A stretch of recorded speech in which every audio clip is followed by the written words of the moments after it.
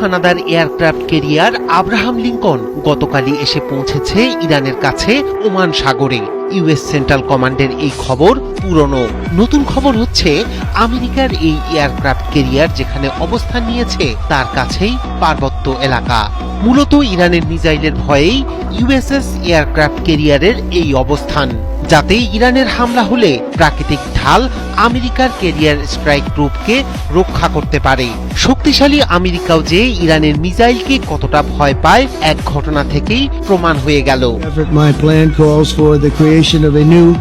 Iran মূলত তককে তককে রয়েছে।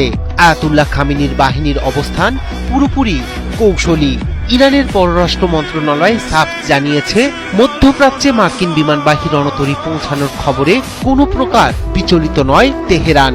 যেখানে আমেরিকা ঘোষণা দিয়ে শক্তি প্রদর্শনী করছে, সেখানে ইরানের সামরিক বাহিনী পুরোপুরি চুপচাপ, কারণ ইরান পূর্ণ প্রস্তুত। আক্রমণ এলেই হবে প্রশাসন। ইসরায়েলি সংবাদ মাধ্যমের প্রতিবেদন অনুযায়ী ওয়াশিংটন আরও F-15 স্ট্রাইক ইগল জর্ডানে এবং B-52 বোমারু বিমান কাতারে মোতায়েন করেছে। এছাড়াও মধ্যপ্রাচ্যের দিকে রওনা দিয়েছে একাধিক গাইডেড মিসাইল যুদ্ধজাহাজ। ইসরায়েলের চ্যানেল 13 জানিয়েছে, শীঘ্রই মোতায়েন করা হতে পারে থার্ড এয়ার ডিফেন্স ব্যাটারি। ইসরায়েলের উচ্চপদস্থ এক সামরিক কর্মকর্তা জানিয়েছে, আগামী সপ্তাহে ইরানে হামলা চালাতে পারে পেন্টাগন। স্ট্রাইক গ্রুপটি 19 জানুয়ারি স্ট্রেট অব মালাক্কা অতিক্রম করে বে অব বেঙ্গলে প্রবেশ করে। পরে এটি ট্রান্সপন্ডার বন্ধ করে চলতে শুরু করে অন্ধকার মোডে।